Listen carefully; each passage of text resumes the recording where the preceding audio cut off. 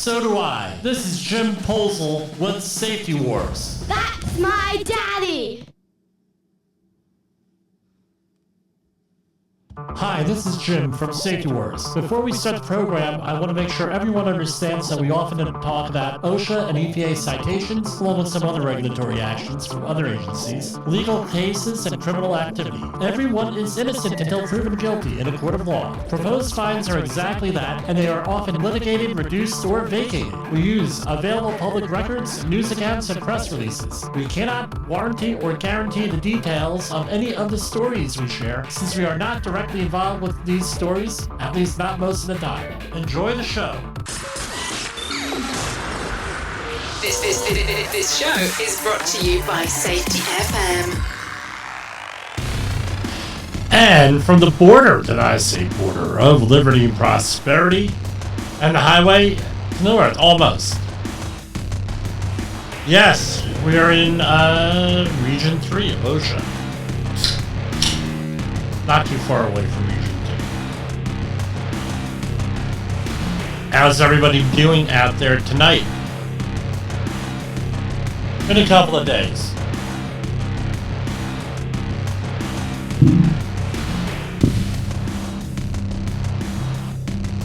Yes, it has been a couple of days. What have I been doing? Hope you enjoyed your nice long weekend. We got back to work yesterday. Just realized I'm up like very early on Monday morning, so it makes a quality program. Or on Tuesday morning in this case. Makes a quality program kind of hard. And we're all about giving you quality programs here. So that's what we do here.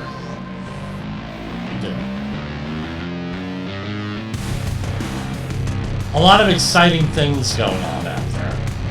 So this is the plan. I'm going to do the general news and everything tomorrow, but we're going to catch up on some of our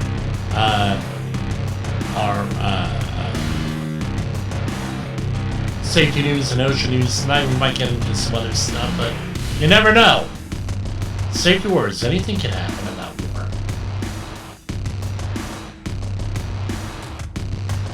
war. So here we are. This is off of Safety and Health Magazine. Oregon OSHA announces winners of its annual student competition. Students from Sherwood and Cleveland high schools took first place prizes in this year's Oregon OSHA Media Contest to promote young workers' safety and health awareness. So, one of the things, right, with and I had this conversation here, right, and, let's see, Sherwood High School's Colby Johnson won $500 for his first student's entry in the video category. Say oh yes to oh. Yes. Video highlights common workplace hazards and equipment that young workers may encounter. So OSHA has a whole bunch of resources for the young worker here. And I was having this conversation today with somebody. Now, I haven't seen the guy in about 30 years. Kind of hard. Scary that I could say that now. Just a chance meeting at a meeting, right, sort of thing. And he's like, yeah, I know you. And I said, yeah, I know you. I don't know where I know you from. And we start talking and everything else here. And, I was like, yeah, I know you from somewhere, one of these jobs. So we figured it was an environmental cleanup early to mid to 1990s. So we were talking about young workers, right? And the situations that they get themselves involved in. So one of the things is, you want to do a good job, especially if you're an ambitious young worker. Right? That's one of the, we want to do a good job. We want to go out there and, do the whole thing. Let's do a share screen here. This is right off of the OSHA website. Young workers, you have rights.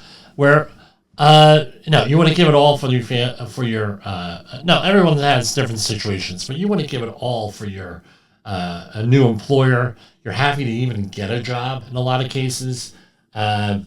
a lot of times, no, I've met a lot of young workers where they were the first person in memory to have a job in their family. For it could be for a whole host of reasons. We're not judging people. We don't do that. Well, we do it sometimes, but for people in the worker, no, not really. And they don't know that there are rights, that you have a right. That's why I always recommend. Hold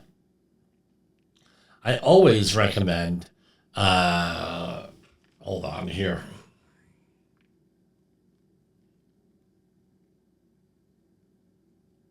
So I always recommend that as a graduation present, give them an OSHA 10-hour course. Right? Now you may say, well, Jim, that's one hell of a graduation present. Okay, yeah, maybe it is a one hell of a graduation present. But if it saves them from getting hurt on the job, that's a good thing. With that, if you can tell them to tune in to any of the great programs here on Safety FM that we have, tell them to do that. No, that's for free here. And, here we're referencing the Young Workers website here. So the big thing is you have rights. You have a right to a safe and healthful workplace free of recognized hazards. Right? Number one. Number two is, and here's something else, right? Safe work is rewarding work. Your employer has a responsibility to provide a safe workplace. Employers must follow all OSHA safety and health standards to prevent you from being injured or becoming ill on the job. If you are under the age of 18, there may be limits on the hours you work, the jobs you do, and the equipment that you use. It all depends on what state you're in, even though there are federal laws on it. States often have a little bit of a different thing. So where do you go? You go to your State Department of Labor on that. Right? Learn about the federal and state wage and hour laws there, right? You have a right, and these are the basic OSHA rights. Right? Work in a safe place, receive safety and health training in a language that you understand. Let me comment on that a little bit. Now, people are like, well, what's there to comment on? In a language that you understand. Right? Here. All right. Now, and I'm not picking on any one group or whatever. We know that English, right? There are different dialects. With me, with the way I speak, the little speech impediment and everything, I can get away very easily going down south and speaking because they think I'm from like Oklahoma. I've heard that. Boy, you're from Tulsa, aren't you? I recognize a Tulsa person when I see. No, I'm from New Jersey. They're like, oh, you sound like you're from Tulsa, and so I've been fortunate where I can get away with different things. So, what happens is, you go down south or you go up north, right? And this also has happened. Well, you sound like you're from down south, Jim. And you got a lot of people that won't listen to you, that don't respect you. Same thing down south, they don't respect a lot of northerners. In the United States. Now, this still goes on 160 years after the Civil War. But that's reality. That's what you have to do. You got to make those connections like Jay Allen talks about in his new book. You got to make connections. Can you make connections with people? Right? So, same thing goes if I'm over in, I recently did some training classes over via Zoom in Scotland, for example. And guess what? Different types of things, different dialects, different this, different that. All, it goes in there, and you got to make the connection. People understand it. Thankfully, English is such that most people speak standard English and they're able to understand each other, able to converse. Spanish, now, not that I'm a linguist, but the Spanish that's out there is Catalan Spanish. Right? So you go and you translate things. You go and you speak from someone from Spain. Often, they do not understand people from Central America, South America, even in the United States, because it's a different kind of Spanish. So it has to be in a language that you understand, at a level you can understand. So I often get the comments, well, Jim, sometimes you talk over people. And, well, no, I tell people, if they don't understand something, please stop. Say, time out, Jim. Can you explain that? Because I know I have a tendency for that sometimes. Here you see this on the show. But, again, now, is it the Spanish that they speak? Because, we put up the Spanish language resources like signs and everything, and the guys are like, no, that's not what that means, right? Or they end up having to explain it, right? I've also seen where one Spanish person who speaks Spanish has to speak through an interpreter to other people who speak Spanish. Different words and everything. Now, I'm sure there's plenty of allowances and everything else in there, but again, you got to be able to understand. Again, I did a job where it was predominantly everyone spoke Caribbean English. Caribbean English, different type of English. There may be some French thrown in there, some Spanish, and other languages thrown in there with that picked up, and they're out of that region. Same thing goes for German. You have High German and you have Low German. Right? So you have a lot of different dialects from way back when. Don't understand. In Poland, you have Polish and you have Gorak, right? Which is another language. Again, you gotta get people to understand it's not only for communicating information, but it's also for training where you're teaching a skill. You have to have a connection with the people there. But one thing I will say, generally speaking, in the Latino communities I've done training in with an interpreter, and for a while there I was able to speak Spanish pretty well. There I picked it up. They make allowances. That's one thing I'll say about it. They'll make allowances. As long as you're making an attempt to speak and communicate, they'll respect that, generally speaking, versus elsewhere. And we won't mention those groups. Believe me. You don't speak their language perfect. That happened to my father, where he was just getting back into, and it was one of his favorite stories, into speaking German, because he grew up speaking German in his house, at home. Now, that was the native language. And we went to Germany, and he was just picking it up again. I hadn't spoken in a long time regularly. So just got, he's, oh yeah, I'm doing good. He goes into a shop to buy something, and the woman behind the counter says, why don't you just speak English?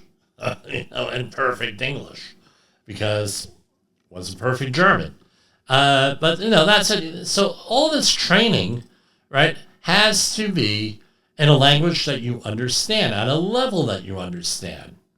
Right? And if you're an instructor, you're not there to impress people, which was covered in Jay Allen's new book, right?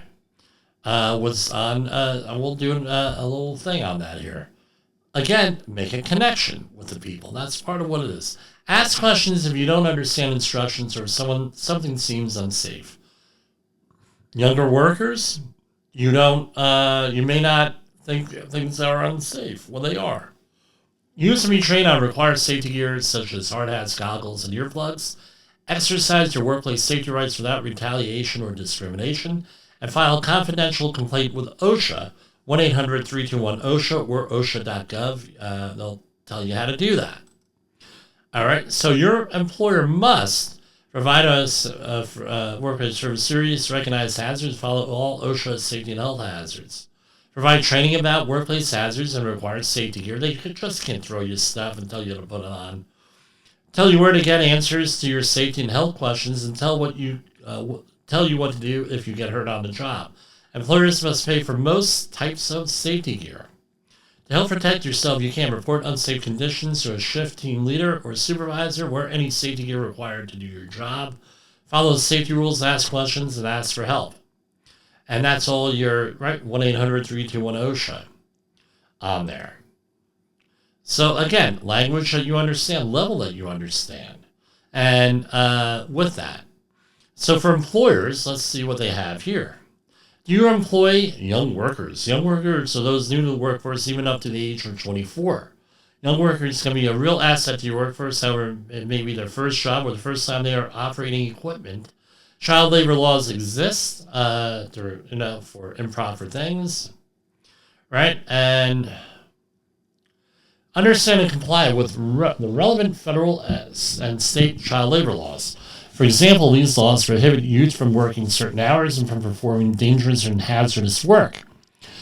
Ensure that young workers receive training to recognize hazards and are competent in safe work practices. Training should be in a language and vocabulary that workers can understand and should include prevention of fires, accidents, and violent situations, and what to do if injured. Implement a mentoring program or buddy system for new young workers. Have an adult or experienced young worker answer questions and help the new young worker learn the ropes of a new job. Encourage young workers to ask questions about tasks or procedures that are unclear or not understood. Tell them whom to ask. Remember that young workers are not just little adults. You must be mindful of the unique aspects of communicating with young workers. Now, what does that mean? Again, language and ways that they could understand. Often, workers do better, right? Especially young workers. No, again, the way things are going. They like to often hear constant feedback. Hey, you're doing good. We appreciate blah, blah, blah. We appreciate you. They often want to hear that, right? They want feedback, immediate feedback, just as the culture. The other thing is this, embrace, they may want to make it text messages, or social media, team calls, things of that nature out there. That's what, the old way was, you got to learn. You have to learn.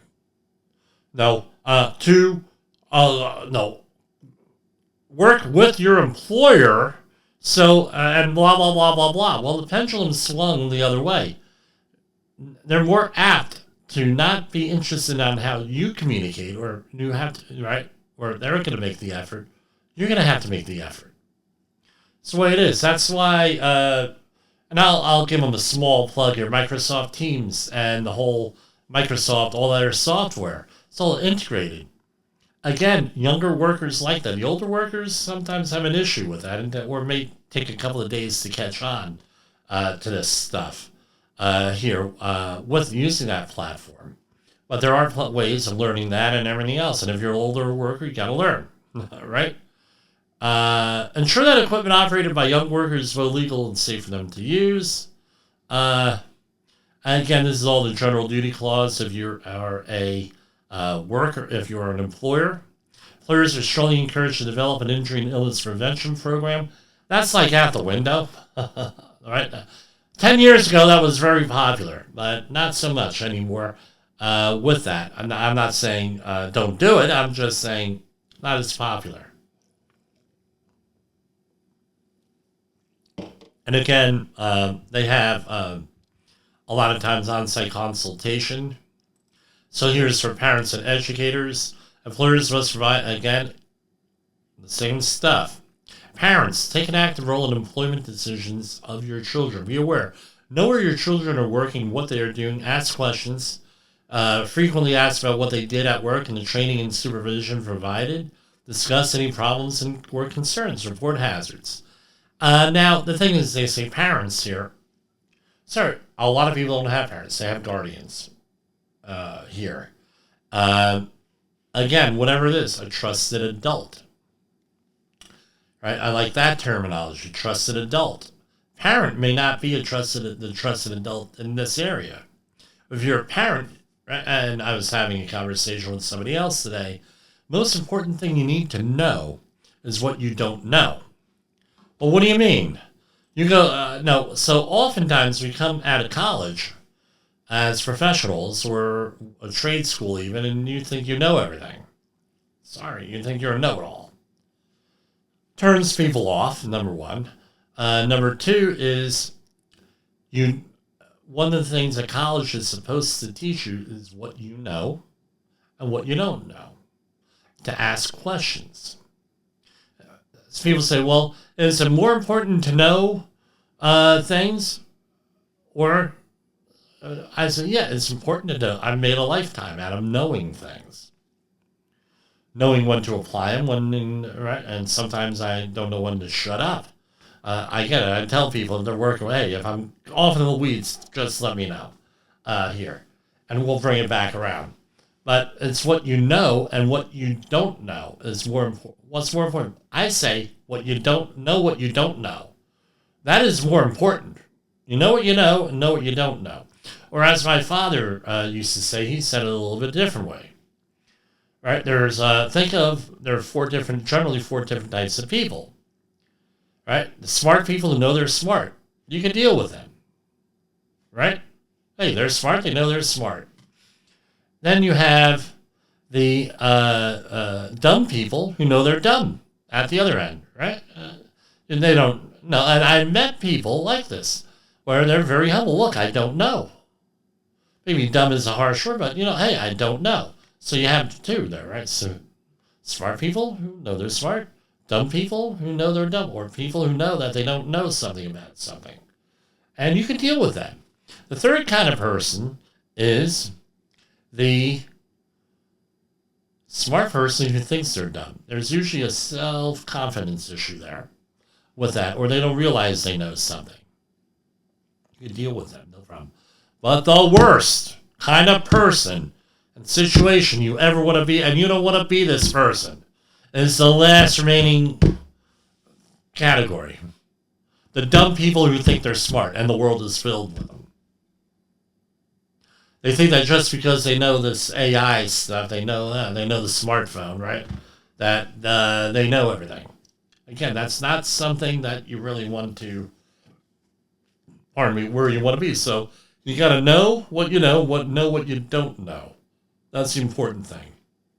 Be aware. Ask questions if you're a parent, or I would say, right, responsible, trusted adult. Report hazards. Help young workers report hazards to managers, or if necessary to OSHA if things get extreme, and if the work environment seems unsafe. Because one thing that the OSHA is going to ask you, at least my experience was, did you try to resolve this internally? Watch for signs of concern. Is the job taking too much of a physical or mental toll on your young worker? How's your child's performance at school? A loss of interest in or energy for school could mean the job is too demanding. Other signs of concern could include increased stress levels, anxiety, fatigue, and depression. Now, this is the other thing with this. Right? Oftentimes, young people may be short-sighted. Old adults might be too, but short-sighted, where they don't want to go to school because they have a little bit of bling in their in their pocket. Or they have some money. Well, hey, I don't have to go to school. I can make money this way. And as I pointed out to a whole bunch of folks here, right, that were in their 20s and 30s, I said, look, you're a smart person. Why don't you go and get an education? Go to night school. Go to something like that. Community college. Get a little educated. Or get your GED. Go back to school. Get your high school. Because I said, look, you're making money now. You're making a good clip here. You're a laborer. You're unskilled labor. You're doing this and everything. And what happens? Right. And what happens is your body starts to break down. You get hurt at work. High risk work. Then what are you going to do? You're going to be forced to learn a new skill. And if you haven't built up capacity, haven't built up your education or anything else in there, guess what happens? You get stuck. I know, and the people who I told this, a couple of them took me up on it. Got a little bit of an education, night school, learned a trade, a trade. We're no longer unskilled workers, and we're able to build up that capacity in themselves and the resilience in themselves. And what ended up happening with them? Their bodies started to break down. They got hurt. They were able to change careers a little bit more easier than that. You got to do the time. Unfortunately, education is one of those things where you got to do the time. As an educator, right, understand your role. You have an important opportunity to teach students safety and health skills to help them succeed and be safe at work. This is what I did with New Jersey City University for many years, helping young workers, helping people who were down on their luck and everything else. Teach young workers their rights to provide safety information, incorporate information on workers' rights and occupational safety and health hazards. And now refer them over to this. Refer them over to this network here, right? With that, so students can use this knowledge. Blah, blah. Okay, great. So here's some resources here. Your construction safety and health program, Safe Workers. You can go over to OSHA.gov. They have a link here with this. NIOSH, they have a Youth at Work Talking Safety curriculum. Here, let's see what that is. Do they still have it up there? No, it was moved to the archive.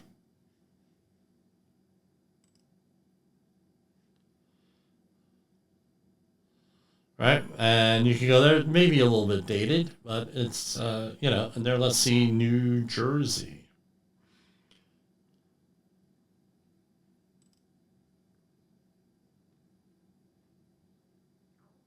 PowerPoint presentations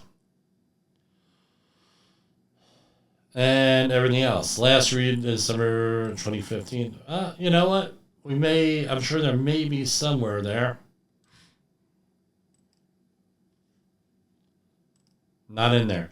So as we know, a lot of this stuff is being sanitized from the official government websites. Okay.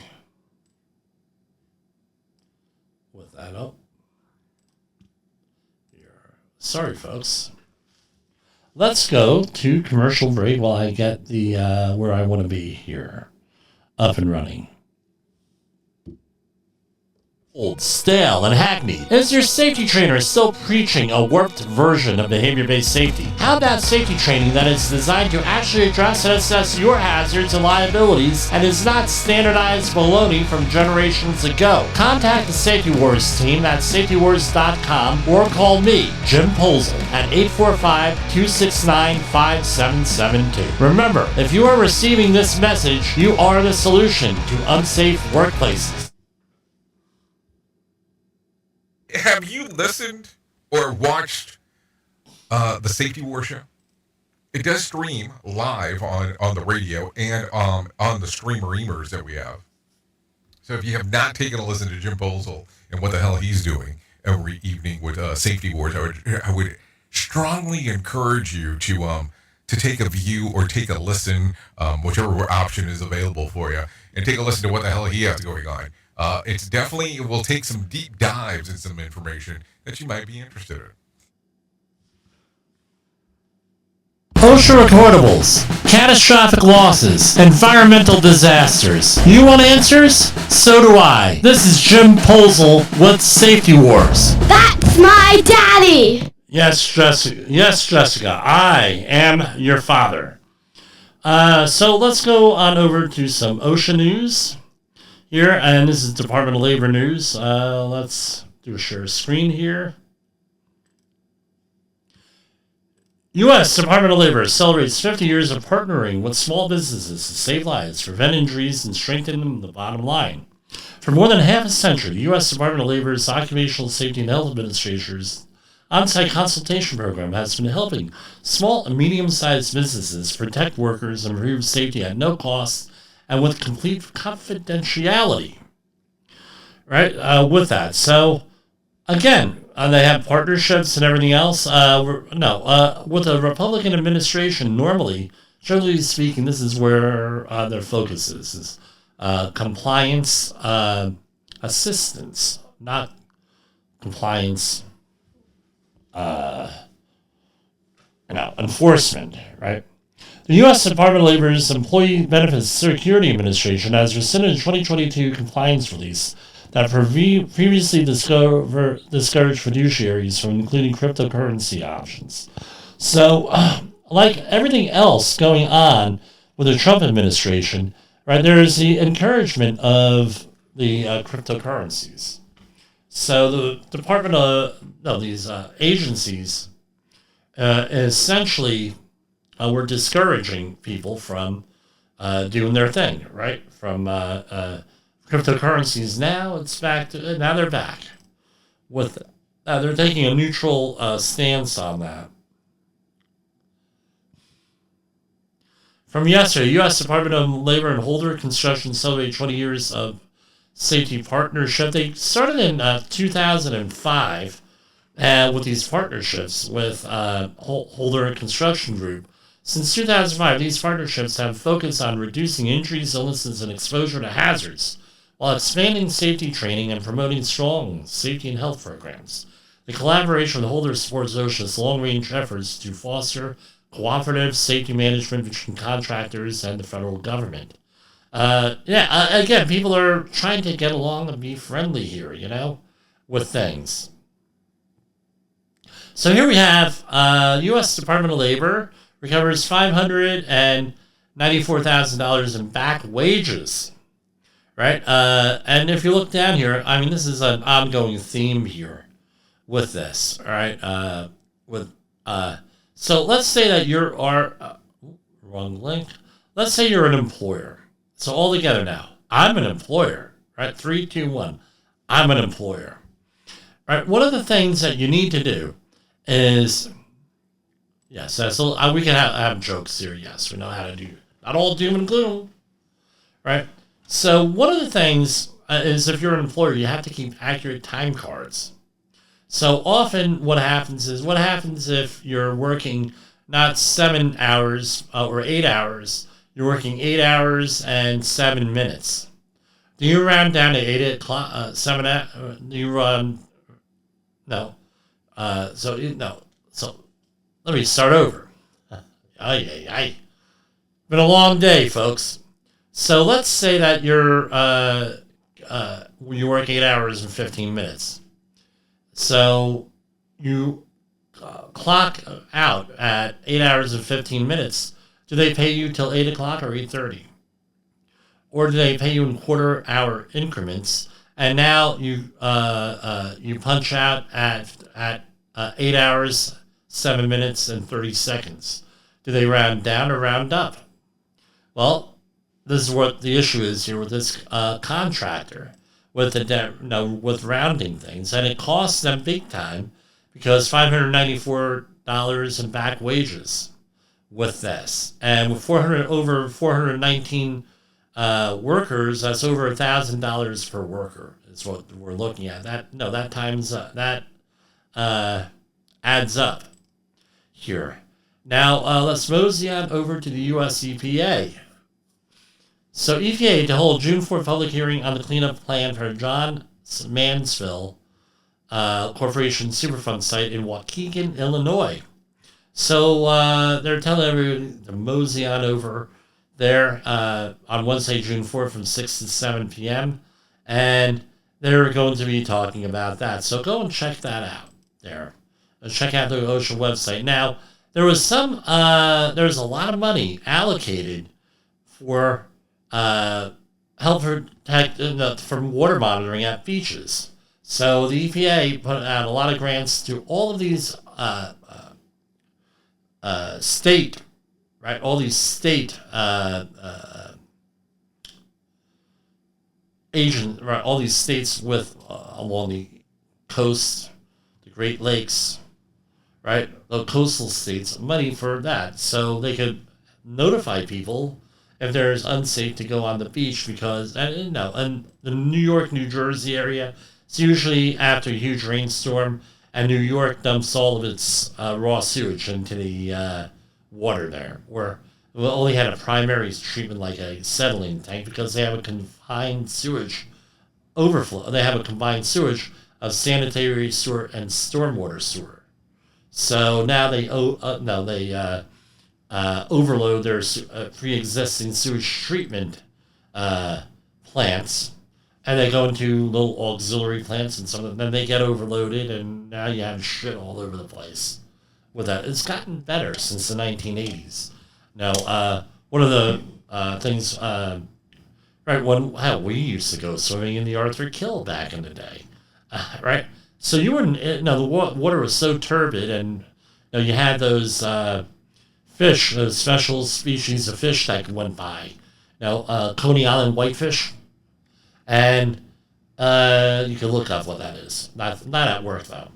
And all that went away. A lot of cleanup.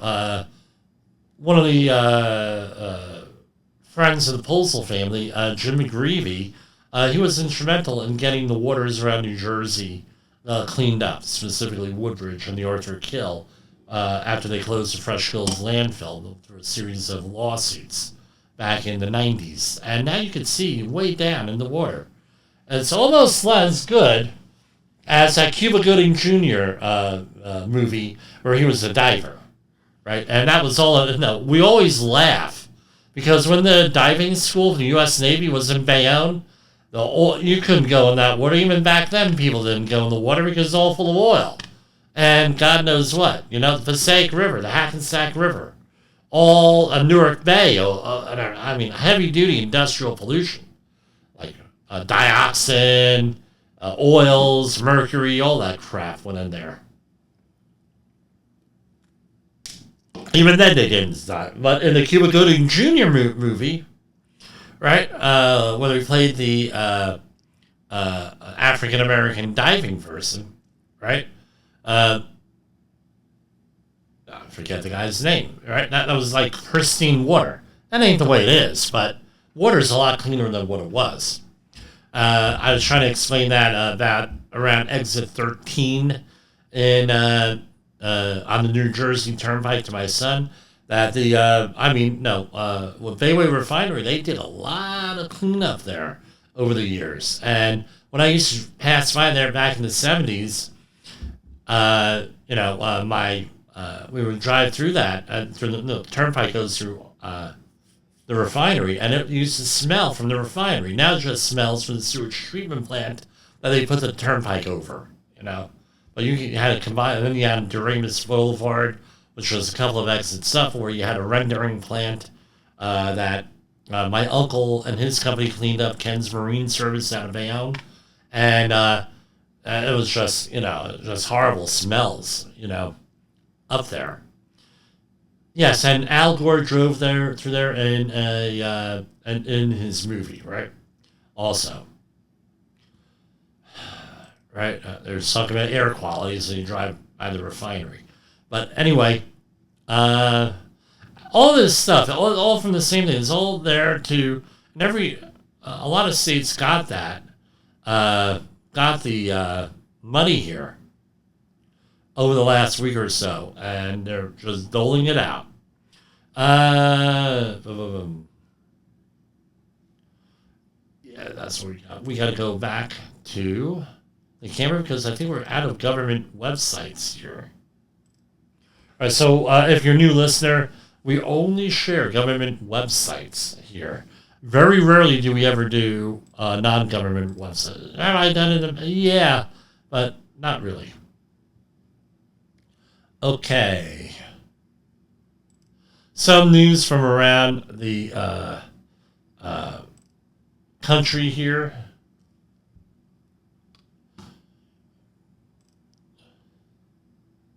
So Cal OSHA, this was from May 21st. We might have discussed that previously, but lead exposure during dry abrasive blasting. Cal OSHA clarifies their guidance here. So the California Division of Occupational Safety and Health has clarified its guidance on preventing lead exposure among workers who perform dry abrasive blasting. Now, here, I can share this because it's a government website. And link to, and we got it right here.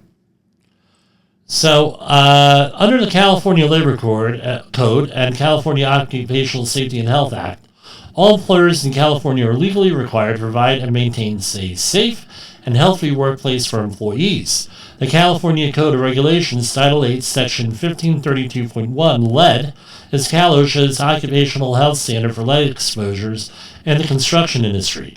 Its purpose is to protect employees who may be exposed to lead while performing construction work. Cal OSHA has a separate standard for lead exposures in general industry. The Cal, right? With that, now, goes through here. Right, so I got a phone call from a family member about lead-based paint last night. We were talking at length about it. So a little bit of a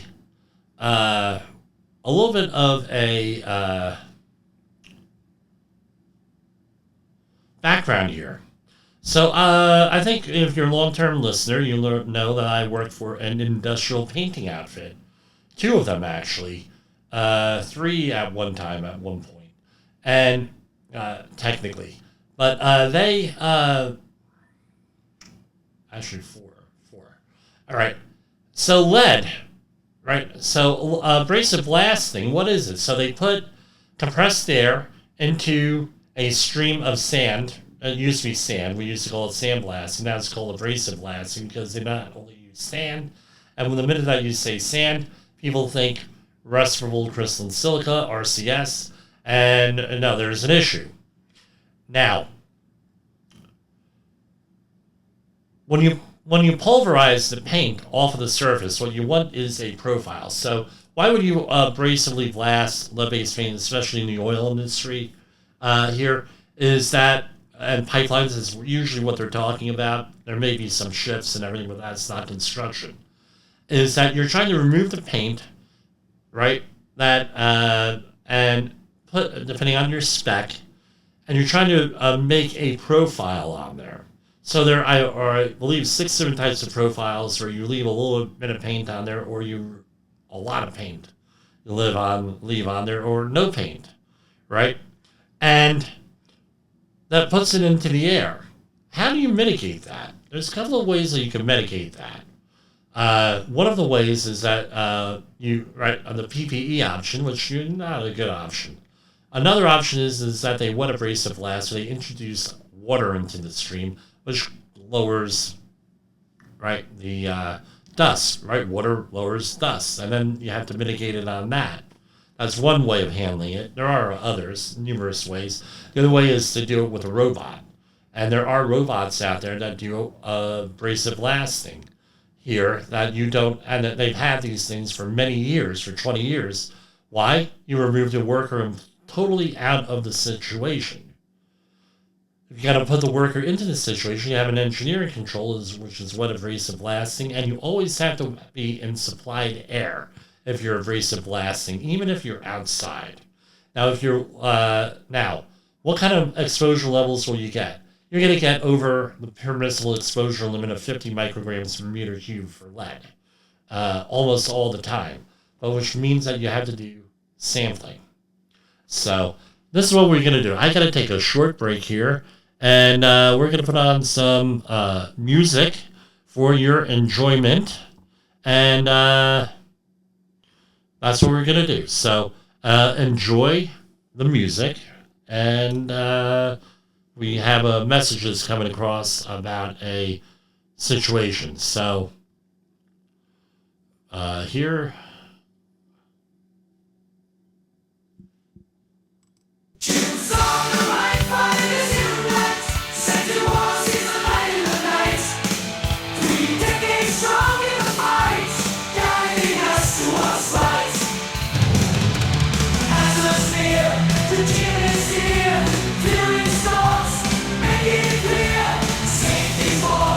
Just a gear inside the web, it's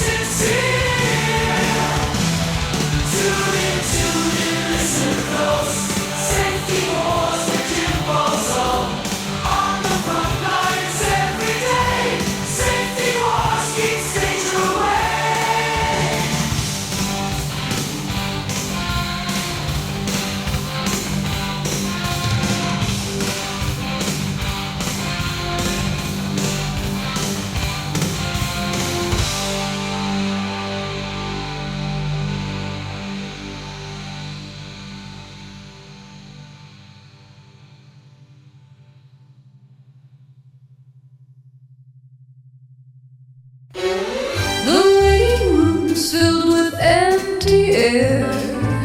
No doctor's footsteps coming anywhere. A shortage looms like a ghost in town. The healing hands are nowhere to be found. Where did they go, the ones in white? Left us holding on through the endless night. We're searching for care, but no one's there.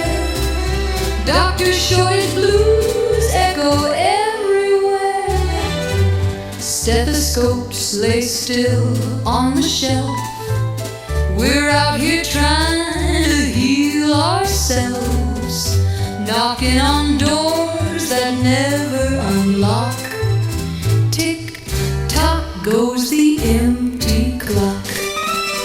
Where did they go, the ones in white? Left us holding on through the endless night. We're searching for care, but no one's there. Doctor shortage blues echo everywhere. A minor ache turns to a shout. No cure around to sort it out. Hope feels like it's breaking in two when the ones who care can't get through. The streets are quiet, not a scrub in sight. Dreams of help fade into the night. We're holding on with makeshift glue, the fragile hope of pulling through.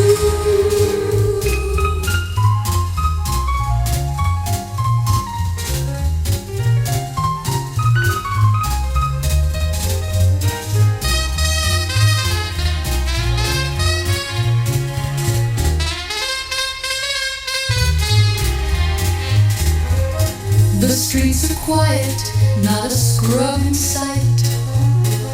Dreams of help fade into the night. We're holding on with makeshift glue, the fragile hope of pulling through.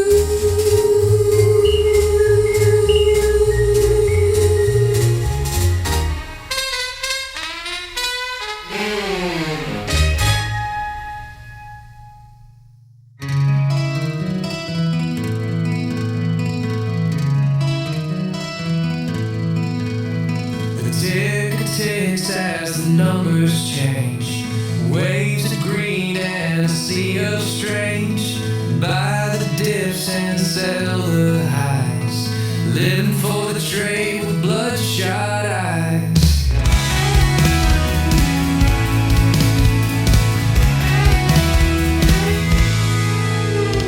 Money moves on an endless ride, risk it all or let it slide.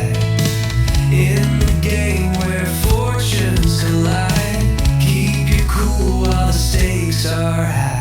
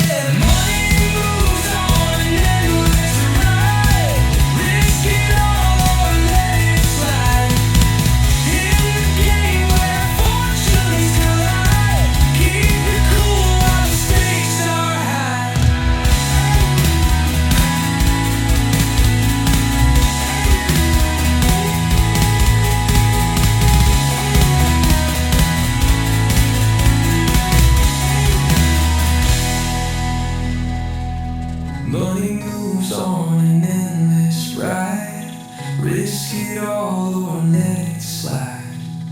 In the game where fortunes collide, keep you cool while the stakes are high. Okay, that is enjoy the music from Safety Warrior. Yes, so we have a sick family member at home, and I had to be consulted. So that's just the way it is. What else we got here? So, talking about, getting back to abrasive blasting, right? There's a lot of misconceptions there with that. So, for example, let's say you're in a shipyard. No, there's no specific standard in the shipyard standard, 1915, on that. But it clearly states when you go into letters of interpretation and other regulations, because people have a tendency of not reading things, that if it's not covered in the shipyard standard, then it's a 1910 standard, and 1910 has a industrial ventilation standard that talks about abrasive blasting. So, and there are also industry standards for that. What happens? Employers don't want to spend the money or the time, or they don't have the resources or the time to send people out for training, fit testing, medical stuff, evaluations, if they're necessary, or anything like that. Right. So, way it is, guys. With that, here's some more news out of EHS. Daily Advisor. This is from February. I had to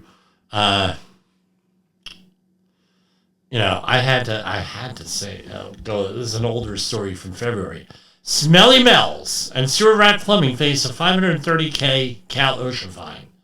Smelly Mel's Plumbing and Sewer Rat Plumbing face a total of $529,000 in state fines for violating safety regulations that resulted in serious injuries to a construction worker during a trench collapse in San Mateo. Cal OSHA cited the two employers after finding a total of 16 violations. So what do we have here? According to the article from EHS Daily Advisor, there were 16 different violations. Right? Inspection failure. No competent person inspecting stuff. Lack of safe exit routes. No adequate protective systems in trench. Failure to protect workers from falling debris or debris, as my mother would say. Foot protection. Again, no proper foot protection, especially when jackhammering. Insufficient emergency medical provisions. Again, for nobody there to the appropriate number of people to render first aid. Employers then failed to notify Cal OSHA before the start of work. The annual permit required activity of construction and excavation over 5 foot in depth, and an injury and illness prevention program. Right in California, you gotta have one, and it goes on and on and on with that. I don't know. Thank you, EHS Advisor. Now, this, I don't know this person. No, as it says in our introduction, we're not usually part of the story. No, not right. Not all the time. Sometimes we are. Now, I am familiar with this facility here. I've done a little bit of work in there. So for complete disclosure here, this is from WSWS News, World Socialist website. Right, so this is, again, from politically oriented website, but we're going to trust some of the things. I can't guarantee everything that they're saying here, but Raymond Fage, a 59-year-old DEP worker, that's city DEP, was killed and 2 others injured Saturday, May 24th in an explosion on a sewage boat on the Hudson River in New York City. The vessel was docked at the North River Waste Resource Recovery Facility near 138th Street in West Harlem. New York City Fire Department Assistant Chief David Sims said Fage was flown by the force of the explosion in between the pier and the vessel itself. That is probably one of the worst areas you ever want to be in, is between a vessel and a pier. Right? Because when the waves come, that thing starts moving, you're going to get crushed. Just the way it is. The first responders found Phage unconscious in the river, the police said, and he was declared dead at the scene. Another worker on the city-owned motorized vessel Hunts Point, which I've seen many times, right, was taken to the hospital while a third refused medical treatment. Phage worked for the city for 33 years, was well respected, and everything else. With that, they're doing an investigation. They're doing an investigation here.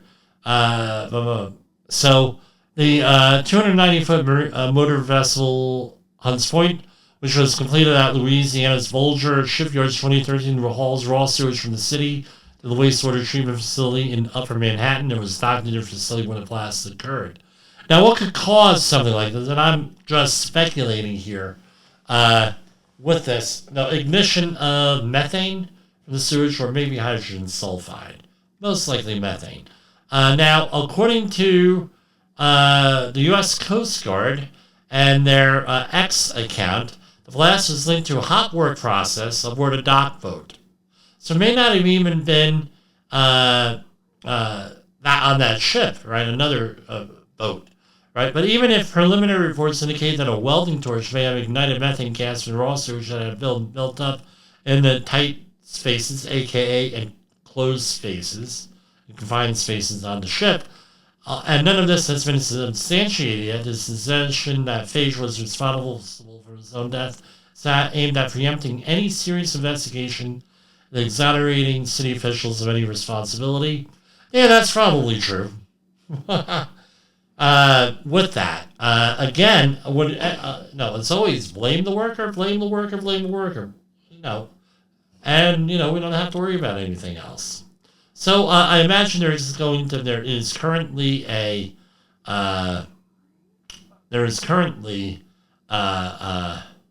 investigation here for this, and rest in peace, and let's send out a prayer to the families on here. So that's basically all I have for tonight for Safety Wars. We got about a minute 44 seconds. We're going to run through our outro,